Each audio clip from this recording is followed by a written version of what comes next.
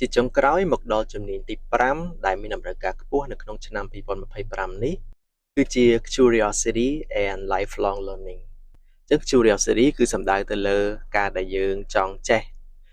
ចង់ដឹងឬក៏ស្វែងរកនៅចំណេះដឹងថ្មីៗហើយ Lifelong Learning មានន័យថាជាការរៀនឥតឈប់ឈរអឺជាក់ស្ដែងទៅដូចជាយើងបានពិភាក្សាពីខាងដើមមកអញ្ចឹងគឺបច្ចុប្បន្ននេះគឺមានការប្រែប្រួលយ៉ាងឆាប់រហ័សនៃបច្ចេកវិទ្យាការផ្លាស់ប្ដូរនៃទម្លាប់ការងារហើយនឹងតម្រូវការថ្មីៗនៃកន្លែងការងារអញ្ចឹងហើយគឺយើងមិនអាចពឹងលើជំនាញឬក៏ចំណេះដឹងដែលយើងបានរៀនតែមួយមុខដែលយើងមានស្រាប់តាំងពីសាលាឬក៏ពីការងារដែលយើងបានធ្វើពីមុនមកនោះទេគឺយើងត្រូវតែស្វែងយល់អំពីការប្រែប្រួលនិងបរិបទថ្មីៗនៃសេដ្ឋកិច្ចក៏ដូចជារបៀបធ្វើការងារអញ្ចឹងដើម្បីអាច keep ខ្លួនឯងឲ្យ updated ឬក៏អភិវឌ្ឍខ្លួនឯងទៅមុខរហូតគឺចាំបាច់យើងត្រូវតែស្វះស្វែងហើយនឹងរៀននៅជំនាញថ្មីៗក៏ដូចជាចំណេះដឹងថ្មីៗជារៀងរហូតមិនថាជំនាញនោះតាក់ទងទៅដល់ជំនាញការងាររបស់យើងឬក៏តាក់ទងនឹងបច្ចេកវិទ្យានោះទេឧទាហរណ៍ដូចជាការប្រើប្រាស់ AI អញ្ចឹងវាគឺជាជំនាញថ្មីដែលយើងត្រូវការ catch up ហើយត្រូវការរៀនដើម្បីអភិវឌ្ឍខ្លួនឲ្យក្លាយជាមនុស្សដែលមានសក្តានុពលអញ្ចឹងហើយបន្ថែមពីលើរាល់ជំនាញដែលយើងមាននៅក្នុងវិស័យការងារសូមកុំភ្លេច update ខ្លួនឯងជារៀងរាល់ថ្ងៃហើយការ update ឬក៏ការរៀនជំនាញថ្មីៗនោះគឺមិនចាំបាច់យើងទៅរៀនពីសាលារៀនឬក៏ពីគ្រូដោយផ្ទាល់ទេមិនថាយើងអាចរៀនតាមរយៈការចែករំលែកឬក៏ការចូលរួមវគ្គសិក្ខាសាលាខ្លីៗឬក៏តាមរយៈការរៀនអនឡាញ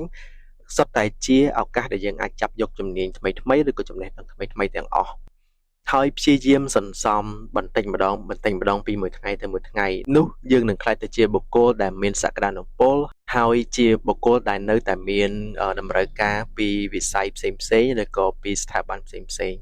មិនថាមានការផ្លាស់ប្ដូរណាមួយនៅក្នុងពិភពលោកក៏ដោយអញ្ចឹងជាសង្ខេបមកវិញគឺនៅក្នុងឆ្នាំ2025ឬក៏បន្តទៅមុខទៀតនេះគឺយើងចាំបាច់ត្រូវមានជំនាញដែលយើងផ្ដោតប្រសិនបើយើង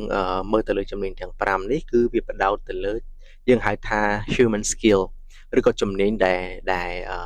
ត្រូវការសមត្ថភាពរបស់មនុស្សដោយសារតែមានការជឿនលឿនកាន់តែខ្លាំងនៃបច្ចេកវិទ្យាការដែលបច្ចេកវិទ្យាជំនួសនៅការងារមួយចំនួនឬក៏ភាគច្រើនដែលមនុស្សយើងអាចធ្វើបានគឺយើងចាំបាច់ត្រូវការជំនាញទន់ជំនាញរបស់មនុស្សដែលអាចយកទៅគ្រប់គ្រងទៅលើបច្ចេកវិទ្យាទាំងអស់នោះដើម្បីធ្វើម៉េចអាចបង្កើននៅគុណប្រយោជន៍ក៏ដូចជានៅសក្តានុពលក៏ដូចជា efficiency នៃបច្ចេកវិទ្យាទាំងនោះដើម្បីឲ្យវាត្រឡប់មកបម្រើការឬក៏បង្កើននៅសមត្ថភាពរបស់យើងឲ្យបានកាន់តែខ្លាំងក្លានៅក្នុងវិស័យការងារអញ្ចឹងទាំងអស់គ្នាសូមកុំភ្លេចអភិវឌ្ឍខ្លួនឯងពីមួយថ្ងៃទៅមួយថ្ងៃរៀននៅជំនាញថ្មីៗផ្លាស់ប្ដូរនៅបទពិសោធន៍ជាមួយអ្នកជុំវិញខ្លួនឬក៏រៀនសូត្រអំពីអ្នកជំនាញដើម្បីអាចអភិវឌ្ឍខ្លួនឯងឲ្យកាន់តែក្លាយជាបុគ្គលដែលមានសក្តានុពលនៅក្នុងស្ថានភាពណាមួយក៏ដោយនៃសេដ្ឋកិច្ច